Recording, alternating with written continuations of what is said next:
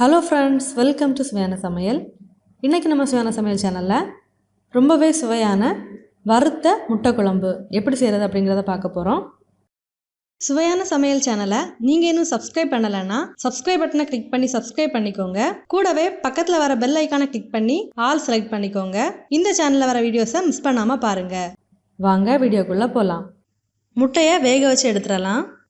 அதுக்காக ஒரு இட்லி தட்டு எடுத்துக்கோங்க. இதில் கொஞ்சமாக எண்ணெய் சேர்த்துடலாம்.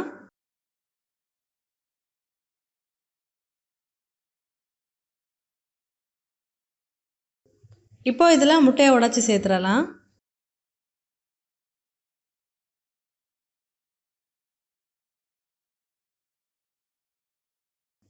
இதில் கொஞ்சமாக உப்பு இந்த மாதிரி தூவி விட்டுக்கோங்க.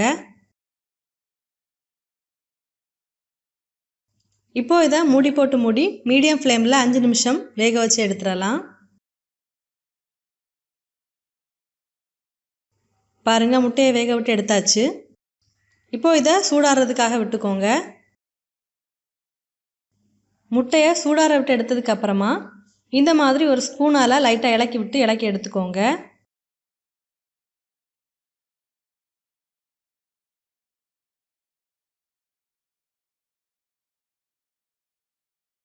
இப்போ முட்டை வறுவலுக்கு தேவையான மசாலாவை ரெடி பண்ணலாம். அதுக்காக ஒரு பாத்திரம் எடுத்துக்கோங்க. 1/4 டீஸ்பூன் மஞ்சள் தூள் சேர்த்துக்கோங்க.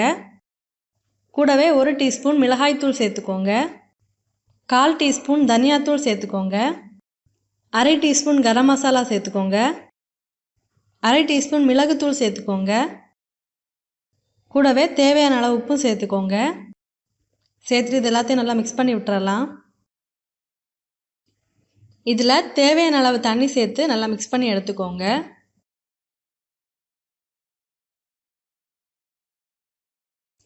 இப்போ இந்த மசாலாவை நம்ம வேக வச்சு எடுத்திருந்த முட்டைகளில் தடவி எடுத்துடலாம்.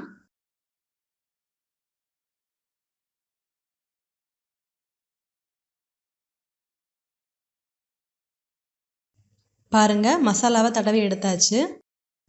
ஒரு தவா எடுத்துக்கோங்க. இதில் தேவையான அளவு எண்ணெய் சேர்த்துடலாம். எண்ணெய் சூடானதுக்கு அப்புறமா நம்ம எடுத்து வச்சுருந்த முட்டைகளை இதில் சேர்த்துடலாம்.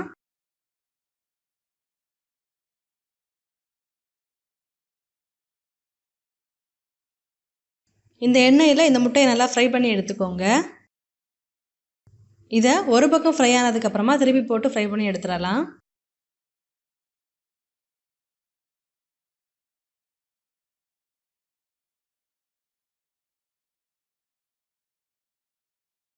பாருங்கள், ஃப்ரை பண்ணி எடுத்தாச்சு.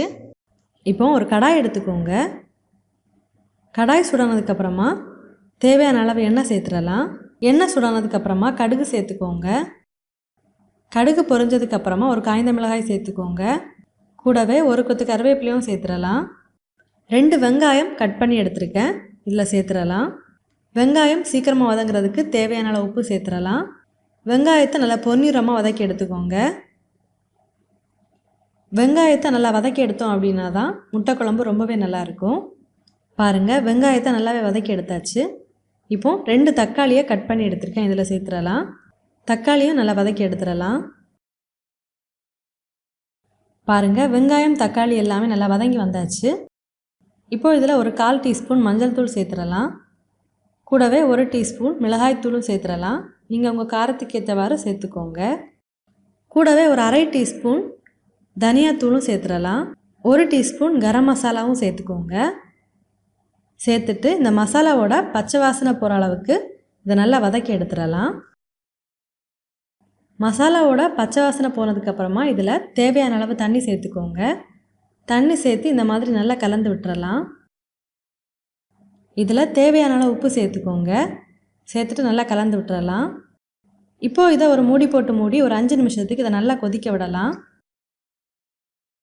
இதில் நம்ம சேர்த்துருந்த தண்ணியெல்லாம் மசாலாவோட சேர்ந்து நல்லா கெட்டியான பதத்துக்கு வர அளவுக்கு நல்லா கொதிக்க விட்டுக்கோங்க.